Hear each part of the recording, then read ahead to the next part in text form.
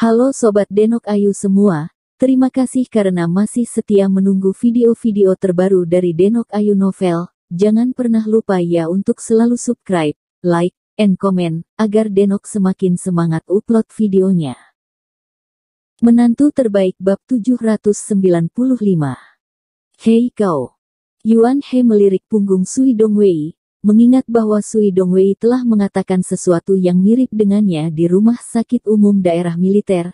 Dia tidak bisa menahan nafas, beberapa tanpa daya menggelengkan kepalanya, dan berjalan menuju mimbar dengan tangan di punggungnya, sedikit tak berdaya. Menghela napas, 4 teratas adalah 4 besar. 4 besar juga cukup bagus. Tidak diragukan lagi, Yuan He tahu dalam hatinya bahwa Du Seng hanya bisa datang ke sini. Adapun yang disebut 3 teratas Lin Yu, tergantung. Fan Yan ini menggunakan darah hitam-hitam dan terkena racun kalajengking. Semua pemain lainnya kuat dan kuat secara fisik, jadi kamu bisa menang dengan 3 kepala dan 6 lengan, dan tidak ingin menang. Laga kedua di pagi hari adalah duel antara anggota Mesat lainnya dan unggulan teratas dari situasi khusus Amerika Serikat. Meski keduanya bukan sosok yang populer untuk memenangkan kejuaraan, namun karena kemiripan kekuatan mereka, keseluruhan proses permainan juga sangat mengasyikkan. Mereka berjuang keras selama hampir setengah jam sebelum pemain unggulan teratas dalam situasi khusus itu dimenangkan dengan sedikit keunggulan. Setelah dia menjatuhkan anggota Mesat, dia sendiri jatuh ke tanah terlalu lelah. Lin Yu tersenyum ketika melihatnya. Untuk beberapa alasan, dia lebih percaya diri, menepuk bahu Du Seng, dan tersenyum. Saudara Du, ingat, kamu hanya perlu menggambar Furukawa Kazuya atau Sorok, ketiga ada di ujung jari Anda. Meskipun Du Seng tidak tahu mengapa, dia masih mengangguk dengan bingung. Han Bing juga mengetahui bahwa Lin Yu sengaja menjual Guanzi, dan sama sekali tidak memintanya. Ia berencana menunggu hingga hasil undian sore nanti. Pertandingan yang diadakan pada sore hari itu juga merupakan pertandingan terakhir dari Game 84, dan itu juga merupakan pertandingan kelas paling berat dari Game 84. Hampir semua perwakilan dan anggota dari berbagai negara hadir, seluruh podium hampir penuh dengan orang-orang di wilayah masing-masing negara, dan ring dikelilingi oleh banyak orang. Karena terlalu banyak orang di sekitar ring, wasit sengaja meminta semua orang mundur. Pertempuran ini terasa seperti final. Lin Yu tidak bisa menahan senyum ketika melihat begitu banyak orang memperhatikan. Hal yang sama bisa dikatakan. Faktanya, peluang Arthur untuk memenangkan kejuaraan tidak jauh lebih rendah daripada Sorok. Han Bing mengangguk dan berkata, pada kenyataannya, banyak orang berharap bahwa Arthur dan Sorok akan bertemu di final. Tetapi mereka tidak menyangka mereka berdua akan bertemu di 8 hingga 4. Ini juga berarti bahwa yang kalah dari keduanya akan bertemu. Bahkan tidak bisa masuk 4 besar. Meskipun sedikit penyesalan dan penyesalan, ini adalah permainannya. Terkadang permainan tidak hanya tentang kekuatan, tetapi juga sejumlah keberuntungan. Namun, baik Sorok dan Arthur sama sekali tidak peduli. Keduanya mengangkat kepala tinggi-tinggi dan terlihat sangat percaya diri, dan tampaknya percaya bahwa merekalah yang bisa masuk 4 besar. Apa menurutmu salah satu dari mereka bisa menang? Han Bing bertanya pada Lin Yu dengan rasa ingin tahu. Lin Yu melirik Arthur yang bermata biru, pirang, dan tampan. Melihat bahwa dia juga sangat kuat, dan setengah kepala lebih tinggi dari Sorok, dia berbisik, saya mendukung kemenangan Arthur. Siapa yang akan membiarkan dia menang? Sorok bajingan itu melukai Tan Kai. Dia tidak tahu siapa yang kuat dan siapa yang lemah, jadi karena Sorok telah melukai Tan Kai, dia secara alami mendukung Arthur. Kalau begitu aku mendukung Arthur, meski aku tahu Sorok akan menang. Han Bing tersenyum dan mengangkat bahu. Kali ini, wasit membisikkan beberapa patah kata kepada 2 orang di atas panggung, lalu melambaikan tangannya sebagai tanda dimulainya permainan. Sorok dan Arthur langsung memulai dan bergegas ke arah satu sama lain dengan ganas.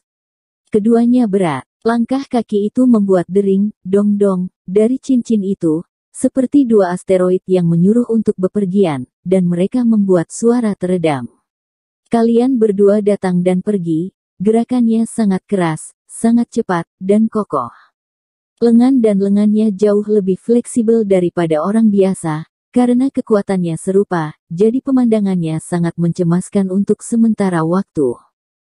Lin Yu tiba-tiba membelalakkan matanya karena kegembiraan saat melihat ini.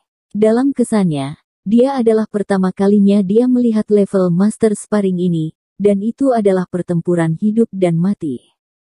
Tahukah Anda, game ini bukan hanya tentang mereka berdua bisa mencapai babak semifinal, tapi juga tentang pendapat siapa di antara mereka yang lebih kuat di dunia, sehingga keduanya telah berusaha sebaik mungkin, dengan semangat pertarungan yang putus asa. Jika Anda ingin bertarung satu sama lain segera, Anda juga akan ditentukan. Karena kekuatan mereka berdua benar-benar tidak jauh berbeda, dan mereka telah mempelajari kelemahan dan kekuatan mereka terlebih dahulu, dan mereka saling mengenal dengan baik, jadi saya melihat Anda memukul saya dan saya menendang Anda untuk memakan satu sama lain, dan tidak ada yang menempatinya. Tangan atas. Jika orang biasa dipukul oleh mereka, mereka tidak akan pernah bangun lagi, tetapi keduanya terlihat tenang. Orang-orang di sekitar sangat bersemangat ketika mereka melihatnya, meneriakkan halo dari waktu ke waktu. Rusak. Lin Yu sepertinya melihat sesuatu saat ini, wajahnya tenggelam, dan dia menangis dengan buruk. Apa yang terjadi? Han Bing bertanya dengan curiga. Arthur ini mungkin tidak bisa menahannya lagi. Lin Yu menggelengkan kepalanya tanpa daya dan tersenyum. Kenapa itu tidak bisa bertahan lagi? Apakah tidak ada hubungan? Kurasa Arthur tampaknya menggunakan keunggulan tinggi badannya untuk menang. Han Bing berkata dengan bingung. Hal terpenting bagi para master adalah detailnya. Lin Yu berkata dengan suara yang dalam, jelas, Arthur masih sedikit lebih seksi. Tidak lama setelah kata-kata Lin Yu selesai, Sorok menangkap celah kecil antara Arthur dan Sorok. Dia melakukan dua pukulan. Arthur menderita kesakitan dan mundur beberapa langkah. Roge mengambil kesempatan untuk menyerang lagi, gerakannya di luar kendali seperti banjir, dan dia berada di atas angin dalam sekejap mata. Tingkat pertempuran seperti ini, kesalahan kecil ditangkap oleh lawan, dan lawan dapat sepenuhnya memanfaatkan. Dan Sorok mengandalkan keunggulan ini, dan perlahan menjauhkan dirinya dalam pertempuran dengan Arthur, dan memaksa Arthur untuk bertahan dan kalah dalam serangan. Setelah beberapa lama kelelahan, Arthur terhuyung-huyung dan lehernya disayat dengan telapak tangan Sorok yang melompat tinggi. Arthur mengguncang tubuhnya dan pindah ke tanah. Jelas, dia akan kehilangan kesadaran, tetapi Sorok tidak berhenti di kakinya, bergegas ke Arthur, meraih lengan kanan Arthur, memutar dan berbalik dengan kuat. Dengan suara, lengan kanan Arthur tiba-tiba patah. Ini belum berakhir, Sorok berguling ke tanah lagi, kakinya menjepit kaki Arthur, dan di saat yang sama dia memegang erat kaki Arthur dengan kedua tangannya, dan wasit langsung berteriak.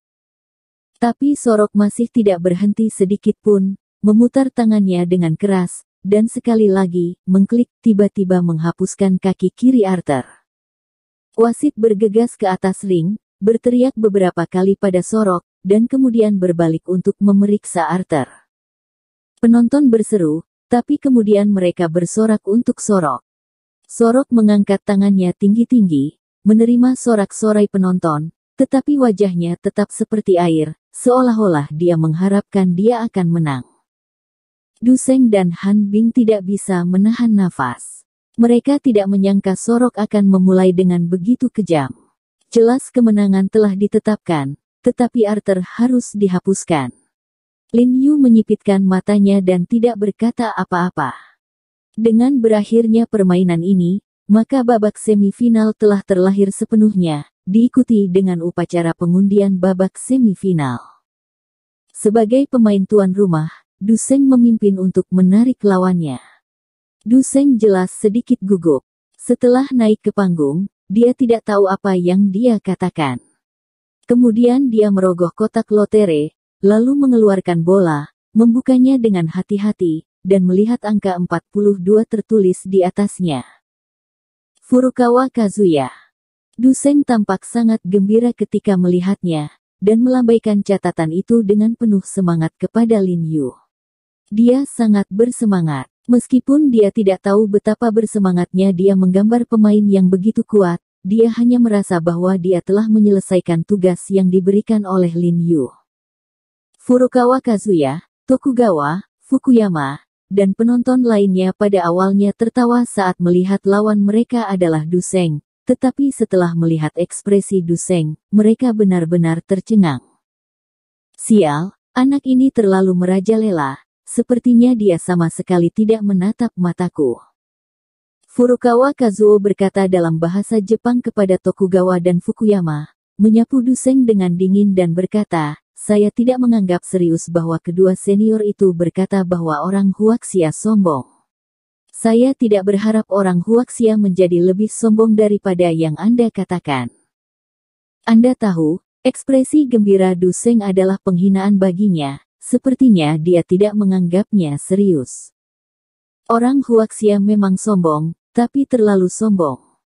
Fukuyama juga mengerutkan kening dengan curiga.